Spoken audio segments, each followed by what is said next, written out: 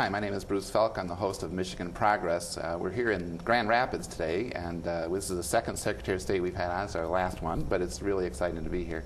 And the reason we're here, like I said during the last interview, was that the National Association of Secretaries of State are here in Grand Rapids. They're having their national conference here.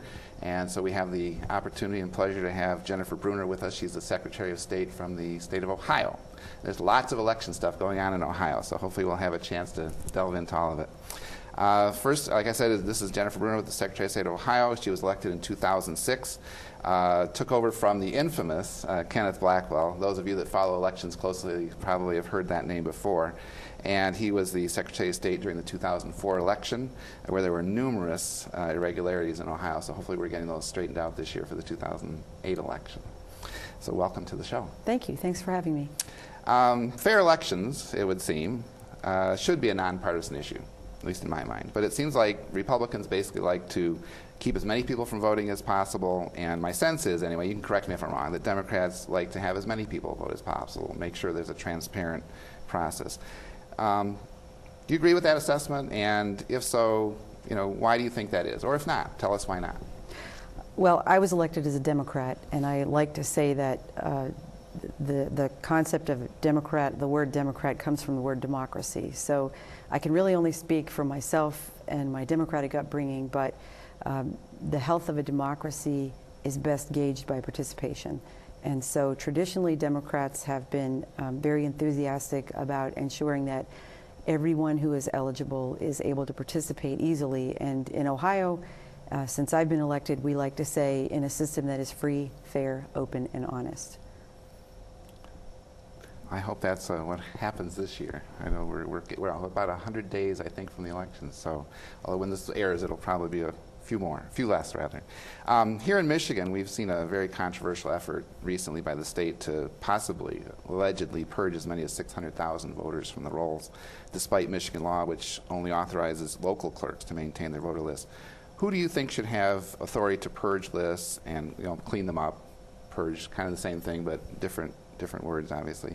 And given the unreliability of mail delivery and the NVRA required confirmations by the post office, how do you think this process should be conducted to best protect the individual's right to vote, and that we don't eliminate people from the rolls that should be able to vote when they come to the polls? There's oftentimes a lot of confusion about the statewide voter database lists and the issue of purging them.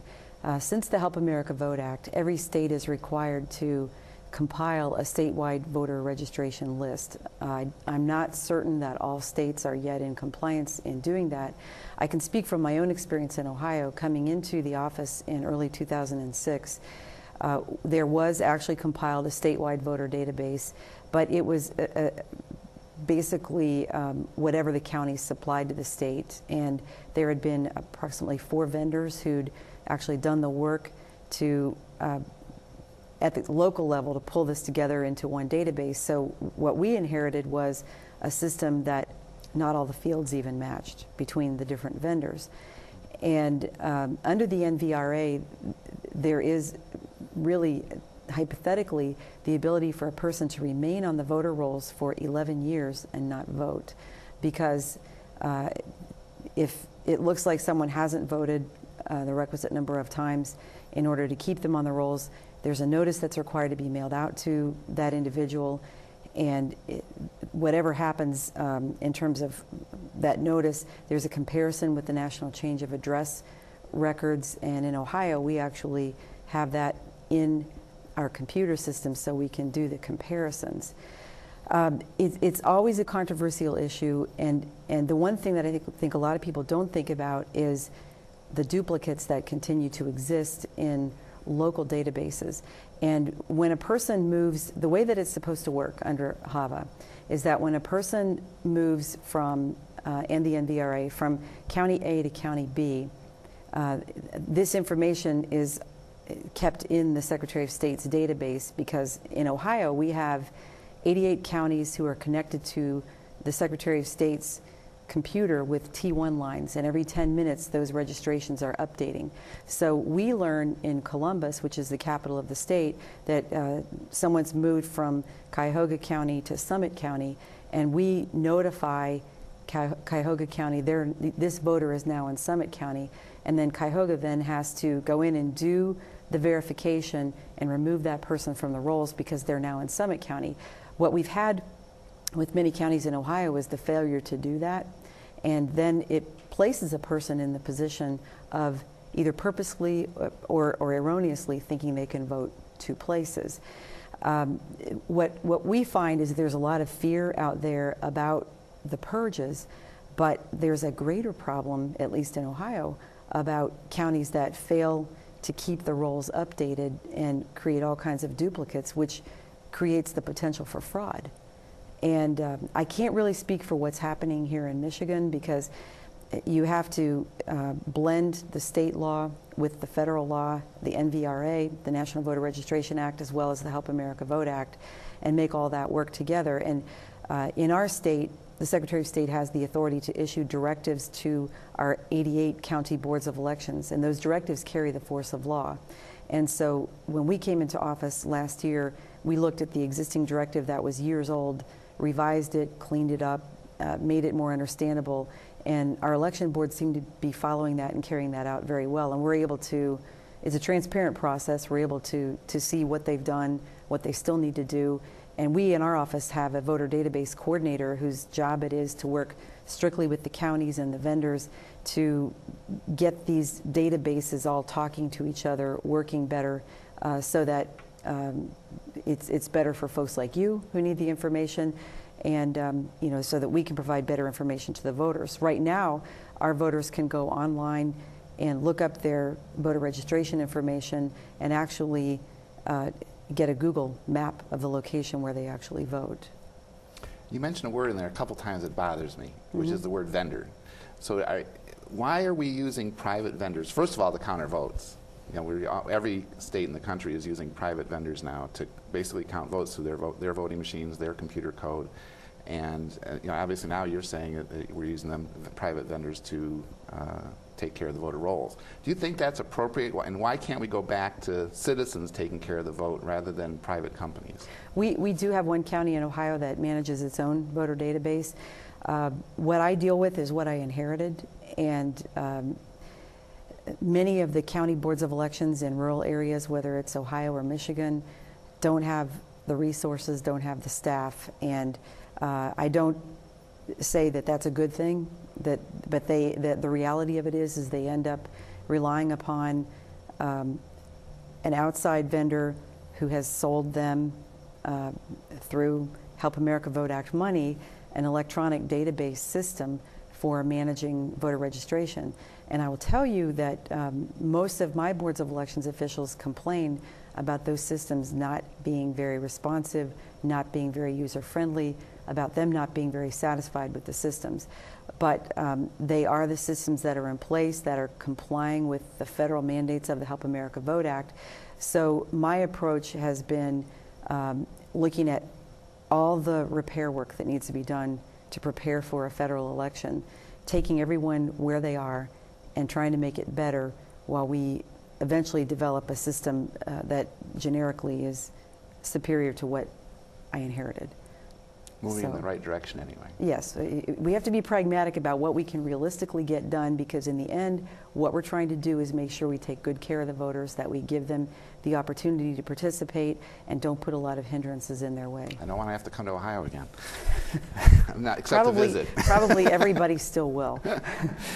Soon after you became Secretary of State, you commissioned a top-to-bottom review of all the machines being used in the state of Ohio. Can you share the results of that study and what's happened as a result, and share too what kind of voting equipment you're using? Because I know in some states there's a mishmash of electronic and levers and paper ballots and all kinds of things because of each state and each county, and each even goes down to the township sometimes. So what's the result of your study, and what's happened as a result of the study? Under the Help America Vote Act, the two major types of voting equipment that are acceptable now are the electronic DRE touchscreen, which there's been a lot of controversy about, and the optical scan paper ballot voting machines. I think the only state still using levers is the lever machines is New York, and they're moving away from those finally. They have been able to get special dispensation in Congress to not buy their voting machines until they could figure out what direction they wanted to go in. So we were looking mainly at the two types of voting systems, but I want to make sure it's really clear that in counties where the primary voting system is the DRE, which is the direct recording electronic, which is essentially the touchscreen machine, they're still using paper ballots for absentee voting, and in Ohio they use it for provisional voting as well. When I came into office, I, by directive, prohibited the use of DREs for provisional voting because of concerns with voter privacy, because a provisional voter's ballot was identified by a number that could eventually be traced to their name on a list. So that was not without controversy, but in our voting machine study, we discovered a lot of security deficiencies, a lot of performance problems. We were able to do a comprehensive review of the source code of the servers that operate the entire systems, that do the ballot layout as well as the tabulation. And these are substandard systems.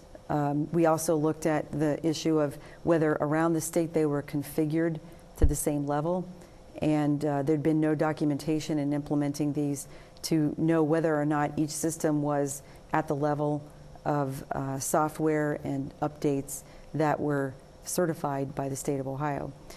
So my suggestion had been to the state of Ohio would be to at least, we're not going to eliminate all risks because all of these systems have inherent risks and problems with them, but that the greatest risks posed were by the DRE touchscreen machines, and that being because all of these are vulnerable to tampering, to being infected with a virus, and the software itself and the servers is so antiquated and old and has been patched so many times, written in so many languages that it's unstable. And that was especially not feeling better. No, and that was especially true with the DREs that we found the most risks. So we said we would prefer the optical scan paper ballots, but the problem was that in 57 counties we were using DREs as the primary voting system out of 88. With myself being a Democrat, the legislature being Republican controlled, the governor being a Democrat, I determined that the best way to do this right for the people of the state of Ohio was to was to not go in forcefully and decertify equipment that I had no money to pay for substitutes or replacements. So I contacted and worked with the legislature, election officials, the governor, every step of the way as we were conducting this study, and even the election officials even reviewed the study with me, a bipartisan group of 12, 6 Republicans, 6 Democrats, and they assisted me with the recommendations to the legislature. Then we took it to the governor and the legislature and said, we think that we need to do this. We think we need to change to an all paper ballot optical scan state.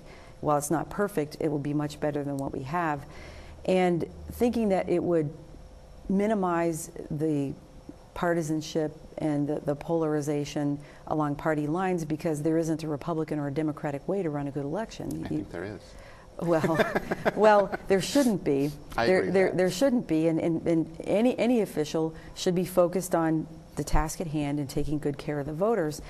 And unfortunately, the response that we got from the legislature was partisan. And in essence, the Speaker of the House said, well, if you think these machines are so bad, why don't you decertify them? And I had been talking all along saying, don't put me in that position. We need to come to some kind of a solution together, and then we'll boost the confidence of the people of our state in what we're doing, because Republicans and Democrats came together and said, this is what will best resolve the problems. So the study was, of course, controversial, and in the end, the legislature came through with no money, and we had Cuyahoga County, which had the Diebold, now known as Premier DRE system, that in the May primary of 2006, they had what was tantamount to a meltdown. And by the time we got to November of 2007, while they were more proficient with the use of the DREs, the server software was crashing twice with a 15% turnout, and there was fear that votes were being lost. They verified that they weren't, but then the concern was, moving to the March primary, there may be a 45% turnout. And in fact, statewide, it was a 46% turnout in Ohio. So that Board of Elections, 2 Republicans, 2 Democrats, were structured very bipartisan in Ohio, reached a tie vote on whether to keep its DRE system or to move to a paper ballot system. Yours truly had to break the tie vote. So in 73 days, that county of over 1 million voters went from DRE to paper ballots in that short period of time. We knew doing that we didn't have the time to put in place the precinct-based scanners because there was so much poll worker training involved in testing. So we did the very simple thing of centrally counted optical scan paper ballots. We were sued by the ACLU, who said that you're not providing a second chance for voters to test their ballot in a scanner for overvotes. Things like that. But the reality of the situation was, because of the public education the Board of Elections did, we had 407 overvoted ballots of 436,000 presidential ballots voted in the primary. So the system worked well, but the legislature still outlawed central count optical scan. And our 3 counties who had gone to this central count optical scan are now in the position of an unfunded mandate where they're buying the precinct scanners. In the 2 rural counties, they're collapsing the number of precincts, or the number of polling places into a very small number because of funds. In Cuyahoga County, which it has more resources, they're doing what it takes to get it done. And they'll be in good shape for November. And yeah, I know that 437 overvotes. 407. 407. I know that seems like a small number, but it concerns me a little bit in that the 2000 election was decided by 535 votes, I think. So do you think it would be smart at some point, and I don't know, I'm a techie. I thought we could someday vote over the internet, but I think that day is gone. Do you see a day coming where we'll be able to go back to hand-counted paper ballots, 100%, where, citizens come in, they work the precinct, another crew comes in after the election, the polls close, and we count paper ballots in front of everybody, and everyone can see everything counted? Well, it still occurs in some states now, in some places, but I don't see the political will for that to be done in terms of the people who make the laws in the legislature. But I will tell you that the reason that I support a paper ballot, which is the optical scan ballot at this juncture, is because it gives us the ability to hand count the ballots if there's a problem. And we also do the hand counting in post-election audits to verify that the computerized counting is occurring correctly.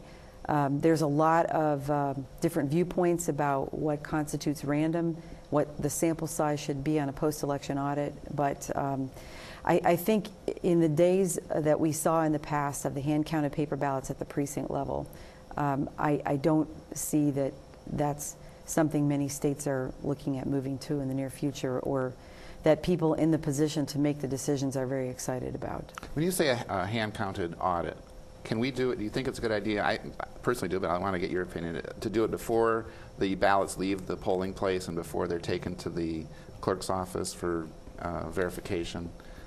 I think it would be difficult to do, and what we're doing in Ohio is implementing security procedures and part of that is an outgrowth of our Everest study, which is the voting machine study we were talking about, where we're looking at security procedures in the polling place, at the Board of Elections office, in the transportation of materials, ballots, memory cards, and also in the maintenance and the settings on the server itself. And we're requiring all of our county boards of elections to submit to us security plans by the end of the summer about how they've covered these 4 areas of best practices, which we've set out in directives that have been developed in coordination with the boards of elections. So I hear your concern in the transport of the ballots, and something could happen between when the ballots leave the polling place and go back to the Board of Elections. Again, I can only speak for Ohio, but we just adopted a law that requires a Republican and a Democrat together to transport those ballots to the Board of Elections. And in our security procedures, there are locks and seals that are documented in chain of custody forms that are completed by each person who touches those ballots along the way. And so we think that it could be more efficiently done in a post-election audit sense at the Board of Elections rather than at the polling location, where there are sometimes relatively inexperienced poll workers who are, and I know in your situation you're talking about a new team coming in to do the count, which is probably beneficial. It is a long day. It is a long day. So I think what you're suggesting is probably logistically difficult. We are going to be undoing some of the work of my predecessor, which will be then requiring that the precinct results be posted at the polling location for each precinct, and that is probably the best that I think many counties could do. Okay. Many groups, this is changing subjects a little bit for you. I'll give you a little rest. Many groups conduct voter registration drives, but they can only use mail-in registration forms, which result in new voters being unable to vote, at least in Michigan, by paper ballot the first time, or by absentee ballot the first time. The Michigan Secretary of State wants to basically punish these groups if they submit their forms later with errors. How do you work with volunteer groups, and what would be, in your opinion, the best practices for voter registration drives? In our office, we formed a Voting Rights Institute.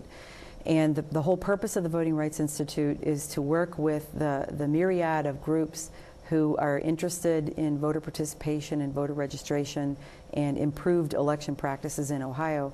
We created an advisory council of approximately 40 people, and we invited people from the Ohio Republican Party all the way to black box voting. And we have people for the American Way, the NAACP, the League of Women Voters, and then other citizen or other activist voting rights groups. And they sit at the table, and the purpose of the advisory council is to work in work groups, and we add other people from the community in these various work groups that cover things from voting security to voter registration. And they're actually, in a way, a think tank for us, but also a sounding board